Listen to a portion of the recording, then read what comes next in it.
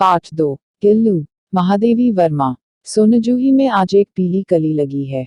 इसे देखकर अनायास ही उस छोटे जीव का स्मरण हो आया, जो इस लता की सघन हरितिमा में छिपकर बैठता था और फिर मेरे निकट पहुंचते ही कंधे पर कूदकर उसे चौंका देता था। तब मुझे कली की खोज रहती थी, पर आज उस लघु प्राण की खोज है। परंतु वह तो अब तक इस सोनजूही की जड़ में मिट्टी होकर मिल गया होगा। कौन जाने स्वर्णिम कली के बहाने वही मुझे चौंकाने ऊपर आ गया हो। अचानक एक दिन सवेरे कमरे से बरामदे में आकर मैंने देखा दो कौवे एक गमले के चारों ओर चोंचों से छुआ छुआवल जैसा खेल खेल रहे हैं।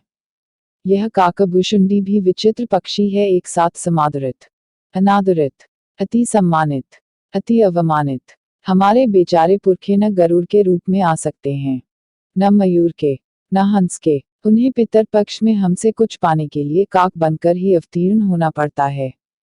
इतना ही नहीं, हमारे दूरस्थ प्रियजनों को भी अपने आने का मधुर संदेश इनके कर्कश स्वर में ही देना पड़ता है। दूसरी ओर हम कौवा और कांव कांव करने को अवमानना के अर्थ में ही प्रयुक्त करते हैं। मेरे काक पुराण के विवेचन में अचानक बाधा आ पड़ी, क्योंकि गमले और दीवार की संधि में छिपे एक छोटे से जीव पर मेरी दृष्टि रुक गई। निकट जाकर देखा, गिलहरी का एक छोटा सा बच्चा है, जो संभवतः घोंसले से गिर पड़ा है और अब कौवे जिसमें सुलभ आहार खोज रहे हैं। काकद्वय की चोंचों के दो घाव उस लघु प्राण के लिए बहुत थे, अतः वह निश्चेष्ट सा गमले से चिपका पड़ा था। सबने कहा, कौवे की चोंच का घाव लगने के बाद यह बच नहीं सकता, अतः इसे ऐसे ही रहने दिया जाए। परंतु मन नहीं माना, उसे हौले से उठाकर अपने कमरे में लाई। फिर रुई से रक्त पोंछकर घावों पर पेंसिलिन का मरहम लगाया। रुई की पतली बत्ती दूध से भिगोकर जैसे तैसे उसके नन्हे से मुंह में लगाई, पर मुंह खुल न सका और दूध की बूंदें दोनों ओर झुलक गई। कई घंटे के उपचार के उपरांत उसके मुंह में एक बूंद पानी टपकाया जा सका। तीसरे दिन वह इतना अच्छा और आश्वस्त हो गया कि मेरी उंगली अपने दो नन्हे पंजों से पकड़कर नीले कांच के मोतियों जैसी आंखों से इधर उधर देखने लगा। 3-4 मास में उनके स्निग्ध रोएं, झब्बेदार पूंछ और चंचल चमकीली आंखें सबको विस्मित करने लगी। हमने उसकी जातिवाचक संज्ञा को व्यक्तिवाचक का रूप दे दिया और इस प्रकार हम उसे गिल्लू कहकर बुलाने लगे। मैंने फूल रखने की एक हल्की डलिया में रुई बिछाकर उसे तार से खिड़की पर लटका दिया। वही 2 वर्ष गिल्लू का घर रहा। वह स्वयं हिलाकर अपने घर में झूलता और अपनी कांच के मनकों सी आंखों से कमरे के भीतर और खिड़की से बाहर न जाने क्या देखता समझता रहता था। परंतु उसकी समझदारी और कार्यकलाप पर सबको आश्चर्य होता था। जब मैं लिखने बैठती तब अपनी ओर मेरा ध्यान आकर्षित करने की उसे इतनी तीव्र इच्छा होती थी कि उसने एक अच्छा उपाय खोज निकाला। वह मेरे पैर तक आकर सरर से पर्दे पर चढ़ जाता और फिर उसी तेजी से उतरता। उसका यह दौड़ने का क्रम तब तक चलता, जब तक मैं उसे पकड़ने के लिए न उठती। कभी मैं गिल्लू को पकड़कर एक लंबे लिफाफे में इस प्रकार रख देती कि उसके अगले 2 पंजों और सिर के अतिरिक्त सारा लघु गात लिफाफे के भीतर बंद रहता। इस अद्भुत स्थिति में कभी कभी घंटों मेज पर दीवार के सहारे खड़ा रहकर वह अपनी चमकीली आंखों से मेरा कार्यकलाप देखा करता।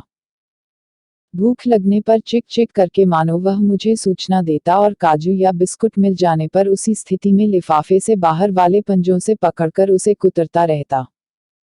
फिर गिल्लू के जीवन का प्रथम बसंत आया। नीम चमेली की गंध मेरे कमरे में हौले हौले आने लगी। बाहर की गिलहरियां खिड़की की जाली के पास आकर चिक चिक करके न जाने क्या कहने लगी। गिल्लू को जाली के पास बैठकर अपनेपन से बाहर झांकते देखकर मुझे लगा कि इसे मुक्त करना आवश्यक है। मैंने कीले निकालकर जाली का एक कोना खोल दिया और इस मार्ग से गिल्लू ने बाहर जाने पर सचमुच ही मुक्ति की सांस ली। इतने छोटे जीव को घर में पले कुत्ते बिल्लियों से बचाना भी एक समस्या ही थी। आवश्यक कागज पत्रों के कारण मेरे बाहर जाने पर कमरा बंद ही रहता है। मेरे कॉलेज से लौटने पर जैसे ही कमरा खोला गया और मैंने भीतर पैर रखा, वैसे ही गिल्लू अपने जाली के द्वार से भीतर आकर मेरे पैर से सिर और सिर से पैर तक दौड़ लगाने लगा। तब से यह नित्य का क्रम हो गया। मेरे कमरे से बाहर जाने पर वह भी खिड़की की खुली जाली की राह बाहर चला जाता और दिन भर गिलहरियों के झुंड का नेता बना। हर डाल पर उछलता कूदता रहता और ठीक 4 बजे वह खिड़की से भीतर आकर अपने झूले में झूलने लगता। मुझे चौंकाने की इच्छा उसमें न जाने कब और कैसे उत्पन्न हो गई थी। कभी फूलदान के फूलों में छिप जाता, कभी पर्दे की चुन्नट में और कभी सोनजूही की पत्तियों में। मेरे पास बहुत से पशु पक्षी हैं और उनका मुझसे लगाव भी कम नहीं है, परंतु उनमें से किसी को मेरे साथ मेरी थाली में खाने की हिम्मत हुई है, ऐसा मुझे स्मरण नहीं आता।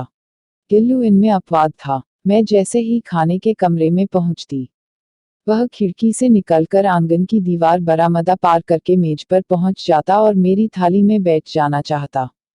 बड़ी कठिनाई से मैंने उसे थाली के पास बैठना सिखाया, जहां बैठकर वह मेरी थाली में से एक एक चावल उठाकर बड़ी सफाई से खाता रहता।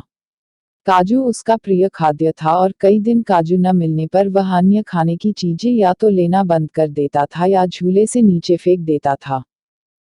उसी बीच मुझे मोटर दुर्घटना में आहत होकर कुछ दिन अस्पताल में रहना पड़ा। उन दिनों जब मेरे कमरे का दरवाजा खोला जाता, गिल्लू अपने झूले से उतरकर दौड़ता और फिर किसी दूसरे को देखकर तेजी से अपने घोंसले में जा बैठता। सब उसे काजू दे जाते, परंतु अस्पताल से लौटकर जब मैंने उसके झूले की सफाई की तो उसमें काजू भरे मिले, जिनसे ज्ञात होता था कि वह उन दिनों अपना प्रिय खाद्य कितना कम खाता रहा। मेरी अस्वस्थता में वह तकिए पर सिरहाने बैठकर अपने नन्हे नन्हे पंजों से मेरे सिर और बालों को इतने हौले हौले सहलाता रहता कि उसका हटना एक परिचारिका के हटने के समान लगता। गर्मियों में जब मैं दोपहर में काम करती रहती तो गिल्लू न बाहर जाता, न अपने झूले में बैठता। उसने मेरे निकट रहने के साथ गर्मी से बचने का सर्वथा नया उपाय खोज निकाला था। वह मेरे पास रखी सुराही पर लेट जाता और इस प्रकार समीप ही रहता और ठंडक में भी रहता। गिलहरियों के जीवन की अवधि 2 वर्ष से अधिक नहीं होती, अतः गिल्लू की जीवन यात्रा का अंत आ ही गया। दिन भर उसने न कुछ खाया, न बाहर गया।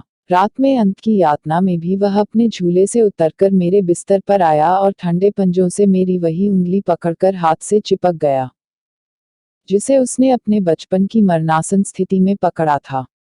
पंजे इतने ठंडे हो रहे थे कि मैंने जागकर हीटर जलाया और उसे उष्णता देने का प्रयत्न किया, परंतु प्रभात की प्रथम किरण के स्पर्श के साथ ही वह किसी और जीवन में जागने के लिए सो गया। उसका झूला उतारकर रख दिया गया है और खिड़की की जाली बंद कर दी गई है, परंतु गिलहरियों की नई पीढ़ी जाली के उस पार चिक चिक करती ही रहती है और सोनजूही पर बसंत आता ही रहता है। सोनजूही की लता के नीचे गिल्लू को समाधि दी गई है, इसलिए भी कि उसे वह लता सबसे अधिक प्रिय थी, इसलिए भी कि उस लघुगात का किसी वासंती दिन जूही के पीताभ छोटे फूल में खिल जाने का विश्वास मुझे संतोष देता है।